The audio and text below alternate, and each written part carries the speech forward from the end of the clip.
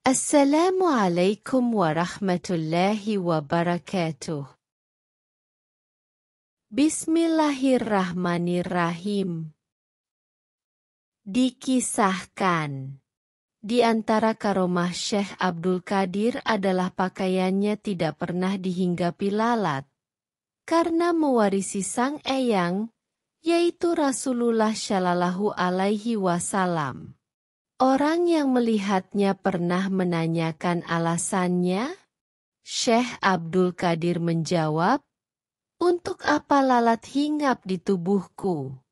Bukankah pada diriku tidak ada tujuan meraih nikmat dunia dan madu akhirat?" Di antara karomah lain Tuan Syekh adalah, satu ketika ia duduk mengambil air wudhu. Tiba-tiba tubuhnya kejatuhan kotoran burung emprit. Ia lantas mengangkat kepala. Saat itu pula si burung jatuh dan mati. Tuan Syekh lalu melepas pakaian dan mencucinya.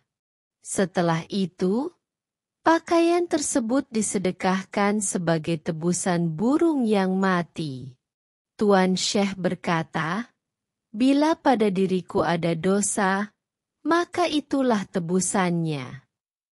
Karomah berikutnya, ada seorang perempuan datang kepada Tuan Syekh membawa putranya lalu dipasrahkan kepadanya Al-Fatihah, supaya menjadi santrinya dan belajar ilmu suluk. Anak si perempuan pun diterima.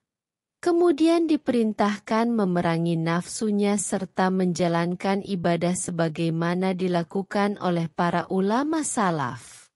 Suatu hari ibunya sowan kepada Tuan Syekh.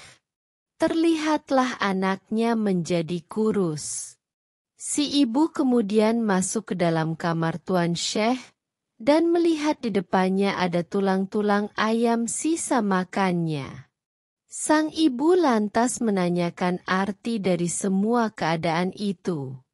Syekh pun menjawab pertanyaan itu dengan cara meletakkan tangannya di atas tulang-tulang tadi seraya berkata, "Berdirilah atas izin Allah, Zat yang menghidupkan tulang-tulang yang hancur." Maka seketika tulang-tulang itu berdiri kembali menjadi ayam dan bersuara dengan suara unik. La ilaha illallah Muhammadur Rasulullah Syekh Abdul Qadir Waliullah. Tidak ada Tuhan yang wajib disembah melainkan Allah. Nabi Muhammad adalah utusannya, dan Syekh Abdul Qadir adalah kekasihnya. Semoga Allah mencurahkan keridaan kepada Tuan Syekh. Al-Fatihah.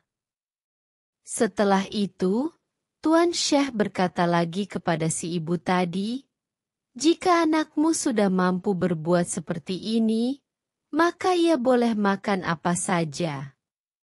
Karomah berikutnya lagi, pada suatu hari, ketika angin sedang bertiup kencang, ada seekor burung elang di atas majelis pengajian Tuan Syekh dengan suara keras sehingga cukup mengganggu orang-orang yang hadir di majelis.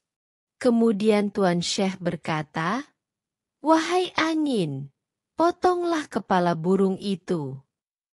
Seketika itu pula jatuhlah burung itu dengan keadaan kepala terputus. Kemudian Tuan Syekh turun dari kursinya dan mengambil burung tersebut sambil mengelus-elusnya seraya membaca, "Bismillahirrahmanirrahim." Tiba-tiba burung itu hidup dan terbang lagi atas izin Allah Ta'ala. Kejadian itu disaksikan oleh orang-orang yang hadir di majelisnya. Dalam karomah lainnya, disebutkan Syekh Abu Umar Utsman Asy-Syairafi dan Syekh Abu Muhammad Abdul Haqi Al-Harimiyah, semoga Allah merahmati keduanya, bercerita, "Kami pernah berdampingan dengan Tuan Syekh saat berada di madrasahnya. Tepat pada hari Ahad 3 Syafar tahun 555 Haji, Tuan Syekh saat itu berwudu dengan klompennya lalu sholat 2 rakaat.